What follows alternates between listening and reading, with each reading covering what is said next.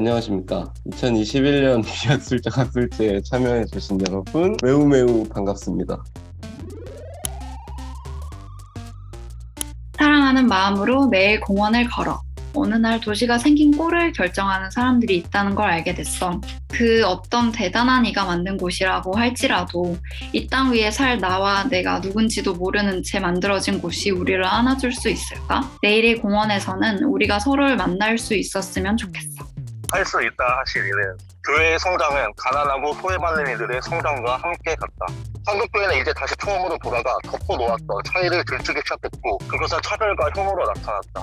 사랑과 평등이 아닌 차별과 혐오로 길나가고 있는 K교회는 이제 그 쓰임새를 다했다. 무지개 신학교는 신학교라는 이름을 가져와 그 의미를 전복하는 작업을 주고 싶었다. 무지개 신학교는 대한신학교라 불리길 거부한다. 우리는 무엇에 대안이 아닌 것이다. 할 수 있다 하신 주님을 따라 우리는 전복을 시작했고 주님은 외롭고 지친 나의 마음을 위로해 주시다. 공정에 관한 불공정한 논의. 공정은 다양한 영역에서 논의되었지만 그 중에서도 젠더 갈등에서 유독 활발했다. 만약 남성 혹은 여성이라는 특정한 이미지에 부합하지 않는 존재가 나타난다면 어떻게 될까? 장애인은 어딘가 결핍된 존재로 보조받고 도움받아야 하는 존재로 여겨진다. 오히려 장애인은 정상성으로부터 거리가 있기 때문에 그 기준이 만들어내는 환상을 더 잘 알아차린다. 결핍된 사람, 수혜의 대상으로 쉽게 일컬어지는 장애인에게 자존감은 개인의 문제가 아니다. 모든 것이 공정하게 분배될 수 있다는 생각은 많은 문제를 단순화한다. 우리가 논의해야 할 것은 이미 형성되어 온 것이자 지금도 내가 형성하고 있는 이 사회의 관계에 관해 이야기 나눌 수 있어야 한다. 그러므로 공정에 관한 논의는 가장 먼저 공정이 정말 공정하게 논의되고 있는지부터 시작해야 할 것이다. 기사를 하나 봤어요.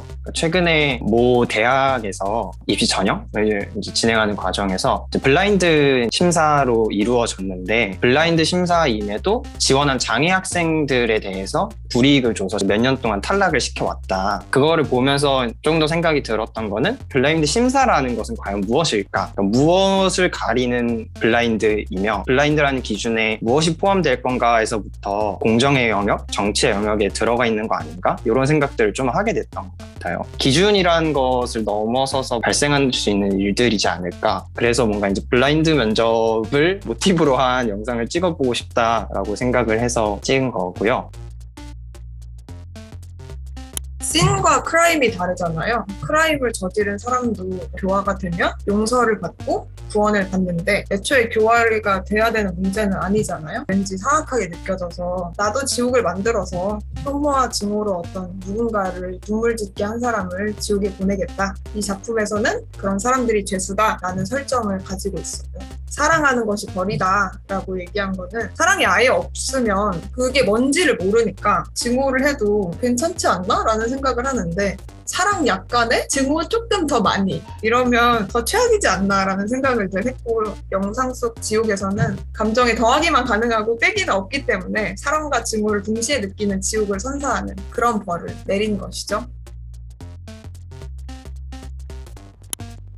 모든 인간은 평등하다. 모든 인간은 평등하다. 모든 인간이 평등하다는 모든 인간이 단어는 절대적이다. 평등하다는 단어는 절대적이다.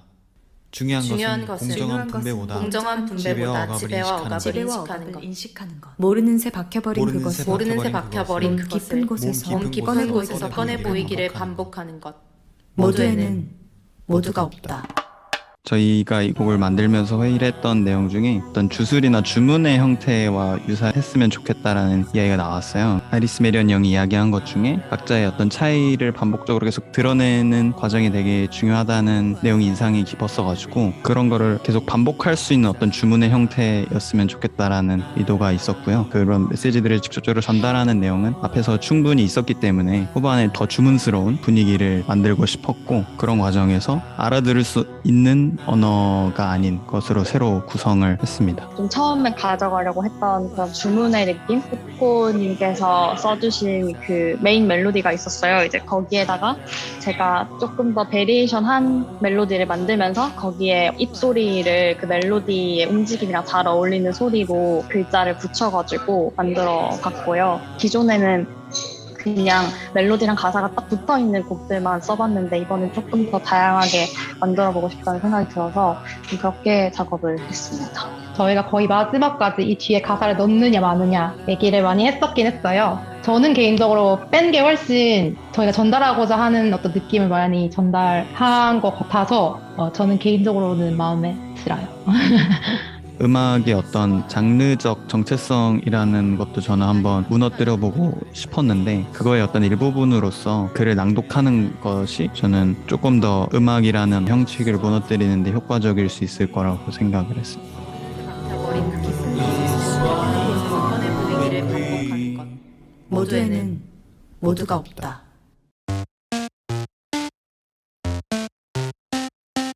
2021년 비학술제 학술제의 두 번째 세션, 그러니까 토론 세션을 진행할 길드다의 차명식이라고 합니다. 작년 비학학에서도 사실 코로나 바이러스와 관련된 글을 썼었고 이 사태가 벌어지면서 변화하는 삶의 모습들에 관심이 가고 의문이 나는 지점들을 한번 공유해봤으면 좋겠다 이런 생각을 가지게 됐고요. 무엇이 우리로 하여금 불확실성 속에서도 무언가를 이토록 쉽게 믿고 의지하도록 만들고 있는 것일까. 백신 패스는 우리 모두를 접종자 미접종자로 가르는 명확한 선 하나를 긋는다.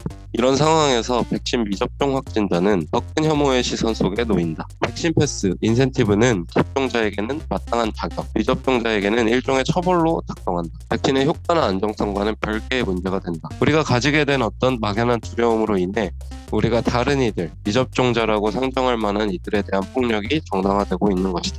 0은 구체적인 정보나 사건이 부재할 때에도 반복적인 학습의 결과로 우리가 충분히 이러한 차별을 외면하고 실천할 수 있음을 경고한다. 백신 인센티브를 통해 제기하고 싶은 문제는 질문과 대화를 봉쇄하는 사회. 우리는 그것이 무엇이든 이야기할 수 있어야 한다.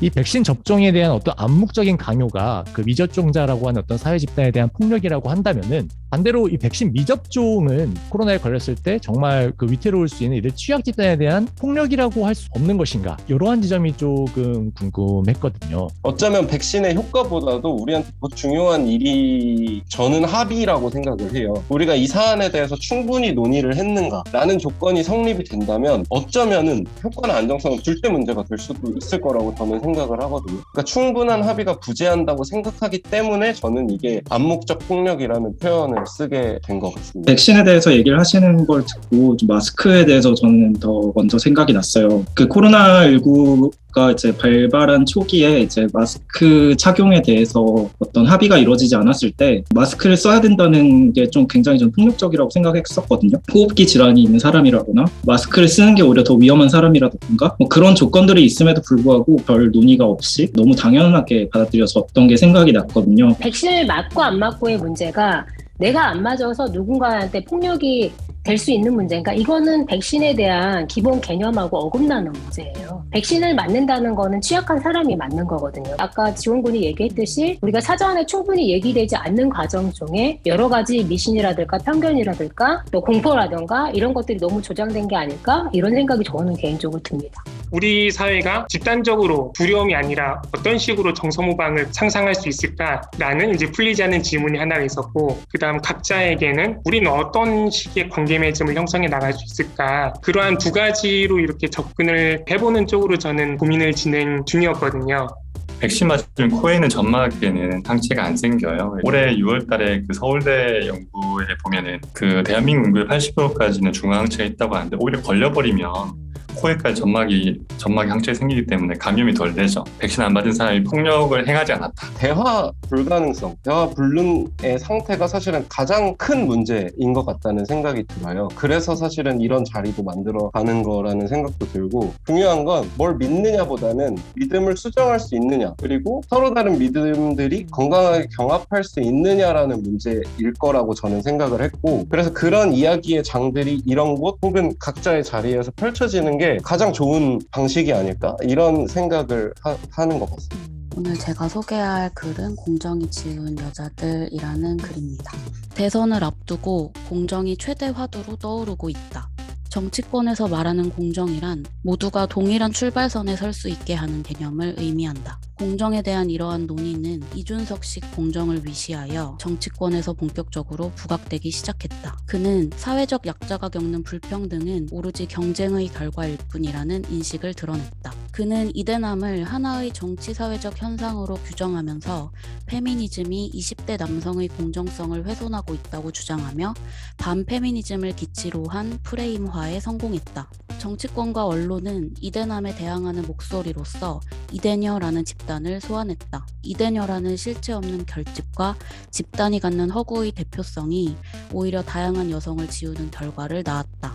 이러한 문제의식들을 토대로 본 글에서는 공정 담론 내에서 철저하게 지워진 여성의 존재에 대해 이야기해보고자 한다.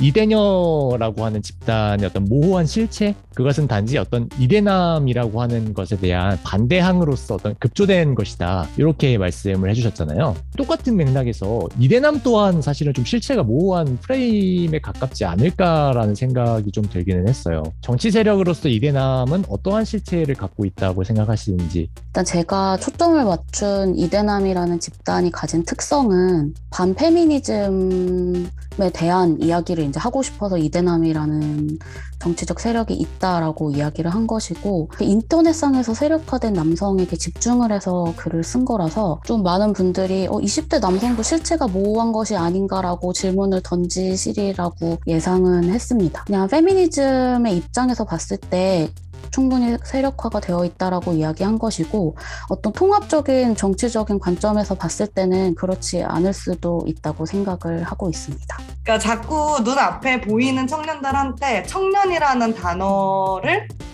가지고 어떤 공통된 경향성을 뽑아내라고 요구를 하는 거예요.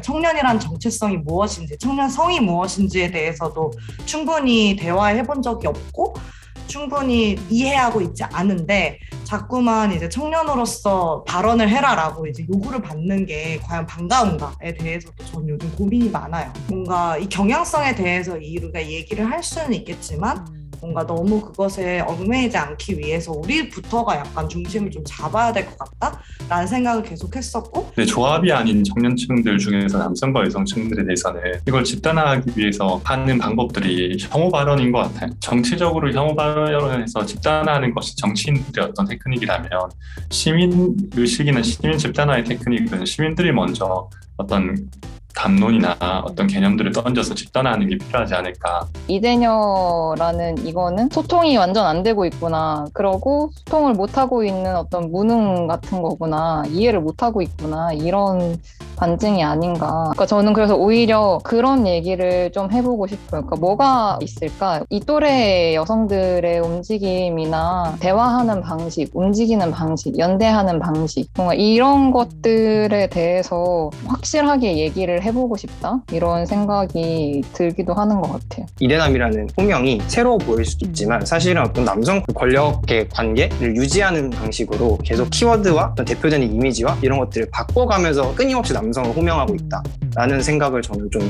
하기도 하는 것 같습니다. 이렇게 남성의 주체성이 상실되고 있다라고 계속해서 얘기를 하는 게 이행기적이라기보다는 저는 그거 자체가 어떤 하나의 권력을 유지하는 방식이라는 좀 생각이 들기도 하는 것 같습니다. 많은 분들의 다양한 의견이 너무 반갑고, 또 제가 공정에 대한 얘기를 앞으로도 좀 계속 하고 싶은 욕심이 있어서 여러분들의 말씀을 열심히 메모를 했는데요. 운동이라고 하면 사실 조금 거창할 것 같고, 그냥 제가 어떤 페미니즘적인 실천을 하는데 가장 중요하게 생각하는 거는 어쨌거나 구조 안에서 일단은 싸우는 것이 중요하다라고 생각을 하고 있어요. 긴 시간이었거든요. 5시간 넘게 저희가 이렇게 진행을 했는데 오늘 좀 어떠셨는지. 보구님께서 따뜻한 톤으로 강경한 말씀들 많이 해주셔서 SNS에 뭐라도 끄적이고 자야겠다는 어떤 책임감이 생겼습니다. 너무 감동적이었습니다, 보구님. 연대감 같은 게 암묵적으로 느껴져서 되게 그 분위기가 좋았던 것 같아요. 여기 학술제로 이어지면서 각자가 조금 더 관심 있는 분야, 잘 알고 있는 분야, 다른 재료들을 가지고 와서 그거를 확장시키고 우리의 삶으로 어떻게 끌어갈 수 있을지에 대한 이야기도 이어질 수 있어서 좋았고, 책 읽으면서 저희가 조별로 얘기했을 때도 재밌는 얘기가 많이 나왔는데 오늘 그 세미나 할 때 못했던 그리고 좀 속 시원하게 얘기하지 못했던 것들도 오늘 많이 나와서 되게 재밌게 들었고요. 이번 2021년 대학각 대장정 마지막 날인 오늘 포럼을 이것으로 마치도록 하겠습니다.